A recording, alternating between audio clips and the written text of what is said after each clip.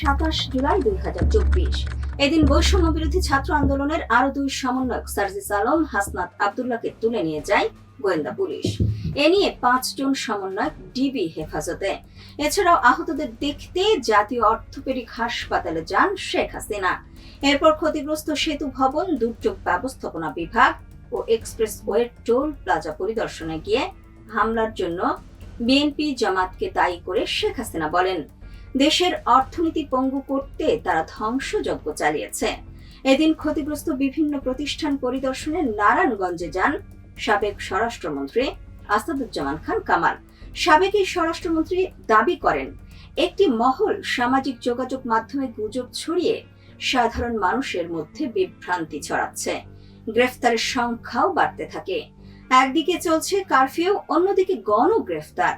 কয়েক ঘন্টার ব্যবধানে 5 সমন্বয়ককে তুলে নিয়ে যায় ডিবি। জানানো হয় নিরাপত্তার স্বার্থেই নাকি হেফাজতে নেওয়া হয়েছে। অন্যদিকে সমানে চলছিল শেখ হাসিনা সহ আওয়ামী লীগের অন্য মন্ত্রীদের আইওয়াশ। সব স্বাভাবিক হচ্ছে। সান্ত্বনার আড়ালে আসলে তখন চলছিল কিছু একটা, যা ঠিকই আঁচ করতে পেরেছিল আন্দোলনকারীরা। আসলে কি চলছিল সেদিন, তার সব খবরাখবর নিয়ে সাথে আছে সুমি আহসান। সব শেষ করে দিতে চাচ্ছে, এটাই হচ্ছে সবচেয়ে বড় কষ্ট। এত সমালোচনার পরও 27 জুলাই শনিবার হাসিনা আহতদের দেখতে ঢাকার আগারগাঁও পঙ্গু হাসপাতালে যান।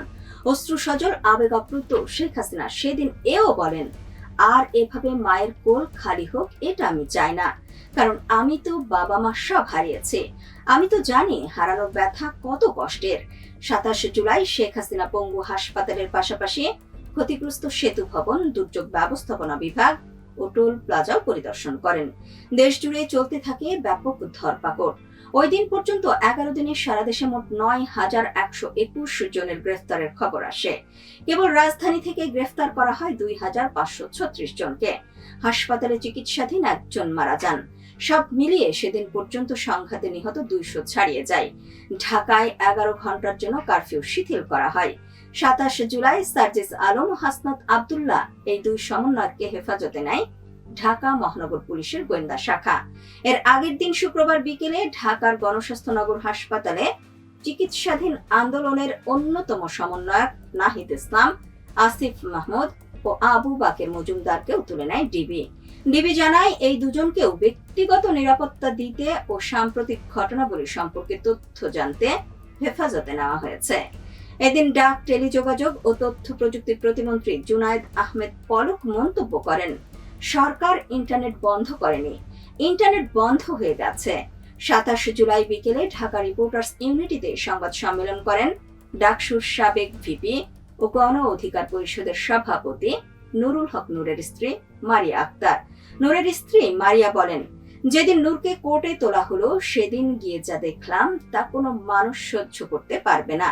গ্রেফতারের পর থেকে তার উপর নির্যাতন করা হয়েছে। আমার অনুরোধ, সন্তানের জীবন থেকে বাবার স্নেহ যেন কেড়ে নেওয়া না হয়। 27 জুলাই রাতে অনলাইন সংবাদ সম্মেলনে আসেন বাইরে থাকা বৈষম্য বিরোধী ছাত্র আন্দোলনের কয়েকজন সমন্বয়ক।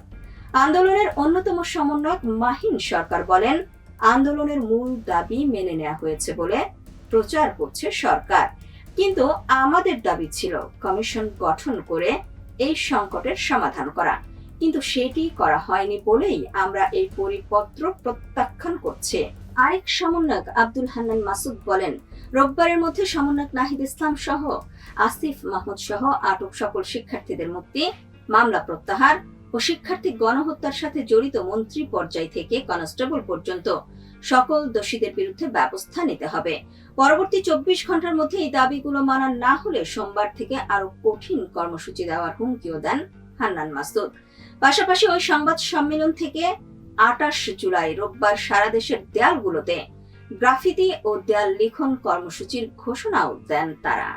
একদিকে সমন্বয়কদের ধারাবাহিকভাবে ডিবি হেফাজতে নেওয়া, অন্যদিকে কারফিউ, গণগ্রেফতার এবং সরকারের পক্ষ থেকে পরিস্থিতি স্বাভাবিক হওয়ার বার্তা। সব মিলিয়ে দেশ জুড়ে তৈরি হয়েছিল অনিশ্চয়তা ও উদ্বেগের পরিবেশ।